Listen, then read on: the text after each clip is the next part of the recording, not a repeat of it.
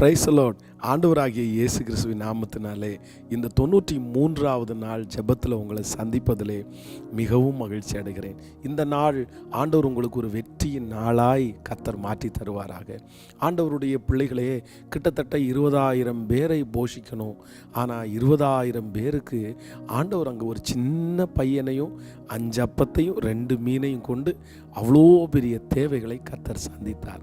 நான் நம்புகிறேன், உங்களுடைய தேவை ரொம்ப பெருசாக இருக்கலாம், உங்களுடைய பிரச்சனை ரொம்ப பெருசாக இருக்கலாம். ஆனால் அப்பா நினச்சாருன்னா ஒரு சின்ன காரியத்தை கொண்டு அவ்வளோ பெரிய காரியத்தை அழகாக முடிச்சிடுவார். என் கையில் ஒன்றும் இல்லையே, என்கிட்ட ஒன்றும் இல்லையே, நான் என்ன பண்ணுவேன், இதை வச்சு நான் என்ன பண்ணுவேன், இதை வச்சு என்ன பண்ண முடியும் அப்படின்ற கேள்விகளெல்லாம் உங்களுக்கு இருக்கலாம். நீங்கள் பயப்படாதீங்க, நீங்கள் கலங்காதீங்க. ஆண்டவர் நினச்சாருன்னா ஒரு சின்ன பையனை கொண்டு 5 அப்பத்தையும் 2 மீனையும் கொண்டு 20,000 பேருக்கு போஷித்து மிச்சம் எடுக்கிறதுக்கு கர்த்தர் உதவி செய்ய முடியும்னா உங்களுக்கும் எனக்கும் ஏன் செய்ய முடியாது? கண்டிப்பாக ஆண்டவர் செய்வார். அதனால் விசுவாசத்தோடு நம்ம முன்னேறுவோம்.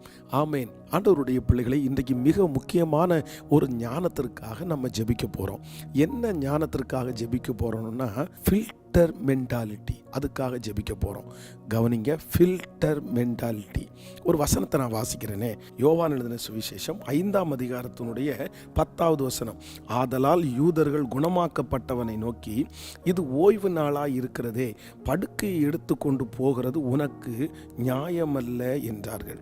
கவனிங்க, இந்த சம்பவத்தில் 38 வருடமாய் வியாதியான ஒரு மனுஷன், அந்த மனுஷனை ஆண்டவர் சுகப்படுத்துறாரு. இப்போ படுக்கையை எடுத்துக்கொண்டு அவன் நடந்து போகும்போது ரோட்டில் இருக்கிற நிறைய பேர் பார்த்து, இனி எப்படி செய்யலாம், இன்னைக்கு ஓய்வு நாளாக இருக்கு அப்படின்னு கேட்கும்போது நீங்கள் இந்த அதிகாரத்தை வாசிச்சிங்கன்னா உங்களுக்கு தெரியும். ஃபஸ்ட்டு என்ன பண்ணுவாருன்னா, இந்த மனுஷன் எல்லாம் விளாவாரியாக சொல்லுவான். அப்படின்னா இப்படி நடந்துச்சு அப்படின்னு. திரும்ப அவங்களுக்கு திருப்தி ஆகாது. அடுத்த டைம் திருப்பி கேட்பாங்க, இல்லை உனக்கு என்ன நடந்துச்சு அப்படின்னும் போது நீங்கள் இந்த பகுதியில் வாசிப்பீங்கன்னா அப்படியே ஷார்ட் பண்ணிகிட்டே வருவார். ஒரு டைம் விளக்கமாக சொல்லுவான், அதுக்கப்புறம் இவங்க வேணும்னு தான் கேட்குறாங்க, குதர்க்கமாக கேட்குறாங்கன்னு சொன்ன உடனே அப்படியே அவங்களுடைய ஆன்சரில் பதிலை ஃபுல்லாக சொல்லாமல் அவர் குறைச்சிட்டே வருவார். அப்போது ஒரு தேவனுடைய பிள்ளைக்கு ஒரு ஞானம் வேணும். என்ன ஞானம் வேணும்னா, இந்த ஃபில்டர் பண்ணுற ஞானம் வேணும். சில நேரத்தில் நிறைய பேர் பாதிக்கப்படுறதுக்கு காரணம் என்னென்னா, இந்த ஃபில்டர் மென்டாலிட்டின்னு ஒன்று நிறைய பேருக்கு கிடைக்கல. அப்படின்னா எல்லாத்தையும் எடுத்துக்கக்கூடாது அப்படின்ற ஞானம். சிலர் எல்லாத்தையுமே எடுத்துக்குவாங்க. அப்போது யாராவது கேட்டாங்கன்னா பதில் சொல்லணுமா, எல்லாத்தையுமே சொல்லுவாங்க. இப்போது ஒரு வாட்ஸ்அப்பில் ஒரு நியூஸ் வந்துச்சுன்னா உடனே அதை எல்லாத்தையும் நம்பிடுறது. டிவியில் ஏதாவது ஒன்று சொல்லிட்டாங்கன்னா உடனே எல்லாத்தையுமே நம்பிட்டு, ஸோ அதில் ஏன், எதற்கு, எப்படி, ஒரு உண்மையான ஞானமுள்ள ஒரு தேவனுடைய பிள்ளைங்க என்ன சொன்னாலுமே நீங்கள் உடனே அதை என்ன பண்ணணும்னா அதை ஃபில்டர் பண்ணணும். அதில் எது உண்மை, அதில் எது பொய், இது கரெக்டா, இது தப்பா, இது ஏன், எதற்கு, எப்படி. பொதுவாக இப்போ பாருங்களேன், கிறிஸ்மஸ், நியூ இயர், இந்த மாதிரி தீபாவளி, இந்த டைமில் நிறைய பேர் ஆஃபர் போடுறாங்க. இதுவுமே நம்ம ஃபில்டர் பண்ண வேண்டிய விஷயம். இன்னும் நிறைய பேர் பிராண்ட் அப்படி இருக்கிறது ரொம்ப கம்மியாக கொடுக்குற மாதிரி நிறைய பேசுவாங்க. உடனே நம்ம நிறைய பேர் போய் அதை உடனே நல்ல பிராண்டு இவ்வளோ கம்மியாக கிடைக்குது அப்படி உடனே வாங்கி ஏமாறுறவங்க நிறைய பேர் இருக்காங்க. ஆனால் ஏன் அப்படி கொடுக்குறாங்க? அது என்ன, ஏன், எதற்கு, எப்படின்ற கேள்வியை நீங்கள் கேட்கல அப்படின்னா கண்டிப்பாக இந்த உலகம் நம்மளை ஏமாற்றும். ஆண்டவருடைய பிள்ளைகளே, நம்ம ஆட்டு மந்தைகள் கிடையாது. அப்படின்னா என்னென்னா, முன்னாடி போகிறத அதை பார்த்துட்டே போய் என்ன ஏதுன்னு விசாரிக்காமல், அதில் குழி இருக்கா, மேடு இருக்கா, எதுவுமே தெரியாமல் பின்னாடியே போகிற ஆட்டுக்கூட்டமாக நம்ம இருக்கக்கூடாது.